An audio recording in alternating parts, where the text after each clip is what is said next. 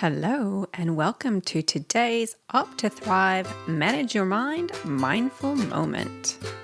Welcome to Opt to Thrive, your go-to podcast for women's wellness in midlife, designed to educate, support, and inspire you to live your very best life. And now your host, Dr. Karina Sims. As I'm recording this, it is an absolutely spectacular, I know I say that a lot, but I really do love the weather that we get here in South Australia. The sun is going down. We are experiencing a very, very warm start to our autumn, which is amazing. Out the back of the farmhouse in the sunroom, I am looking over the vineyards and the sun is going down. There's no breeze. There's lots of birds still active out there. I've got the window open. It's just beautiful, and I am just savoring those last moments of sun and warmth on my skin before we get into the colder weather. Next week is going to mark 1 full year since I started Opt to Thrive. And as I've said recently on the last Mindful Moment, in fact, I have been spending some time in reflection.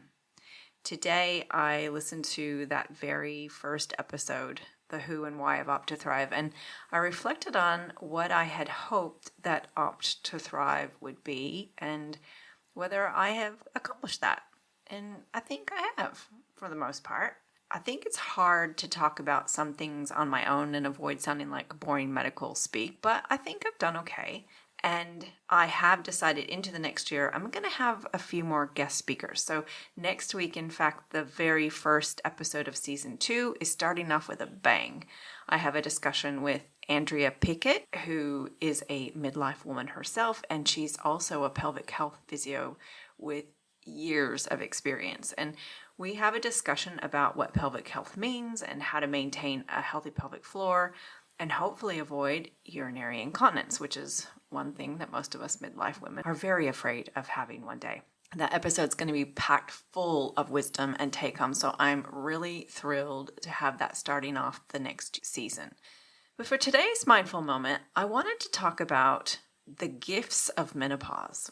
When I say the gifts of menopause, it seems to take people by surprise, which I think is a bit funny. I think it kind of shocks people when I say it. But I truly and honestly mean it when I say that menopause has given me so many gifts. When I first had the idea to talk about these gifts, I sat down and I started to write them out. And the list just kept going and going, even more than I had anticipated. I want to share that list with you today, and hopefully I would like for you to see how you might be able to reframe some of your experiences around menopause too.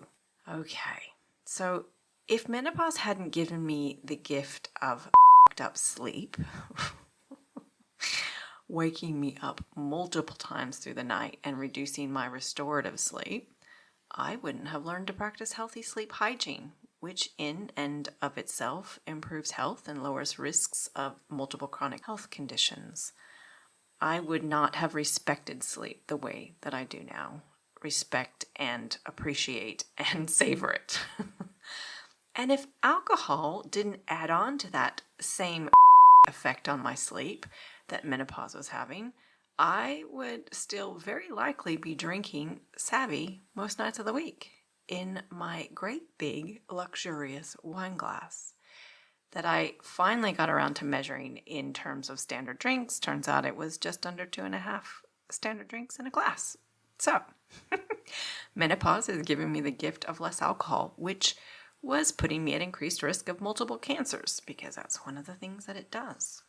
If menopause hadn't given me the gift of weight gain right around my midsection and the gift of making it harder to lose it because of all of the symptoms that I was having, I wouldn't have learned to manage my energy budget and stop yo-yo dieting once and for all. I wouldn't have learned to love and appreciate my body the way that I do now, even at a number on the scale that was once unacceptable. I wouldn't have taken the time to investigate why I had gained so much more weight and why it was so hard to lose it, and how much menopause had to answer for and how much was just related to the aging process. I wouldn't have increased the fiber in my diet because I'd still be thinking that number one, I was getting plenty of fiber. And number two, I just had a lazy, sluggish gut, something I've believed literally for as long as I can remember. Funny that when you get enough fiber, everything works so much better. That in and of itself is such a gift. Without the gift of menopause and being so miserable, I don't know when I would have gotten around to rethinking the whole only give menopause hormone treatment to women if they are really struggling with symptoms. I would not have challenged the notion that menopause hormone treatment was harmful and it was going to give everyone breast cancer, because that was well and truly ingrained in my brain. And it really took a lot of reading, a lot of contradictory information, and a lot of frustration trying to sort out what was really true. I wouldn't have gone back and refreshed my memory on how to identify what a good study looks like, how to look out for biases, the difference between the types of studies. I wouldn't have worked out who to trust for information. Professor Susan Davis, Dr. Jen Gunter, the Menopause Societies. I wouldn't have felt the overwhelming compulsion to get this information out there to help right the fallout from the way the WHI study data was portrayed and the damage that it did to how we manage women through menopause. I wouldn't have started a menopause clinic where I get the gift of helping so many other women through this stage of life to be their healthiest, best selves. I would honestly not be as fulfilled in my career as I am today. I am a 100-fold better menopause doctor and advocate for women because of the gift of menopause.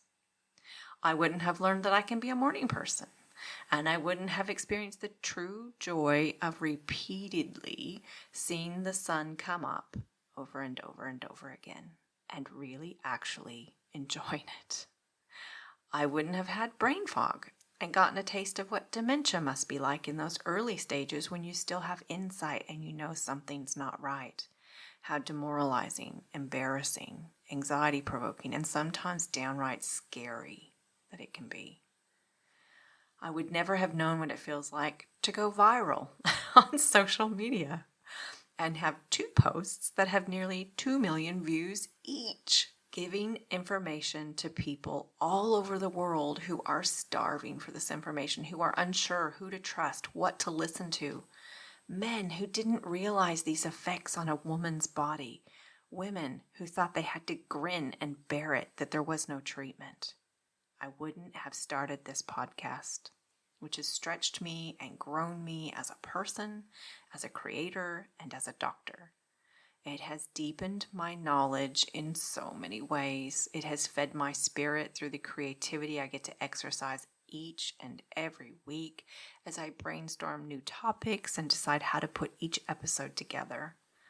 It's filled my heart with feedback that people are getting something out of it.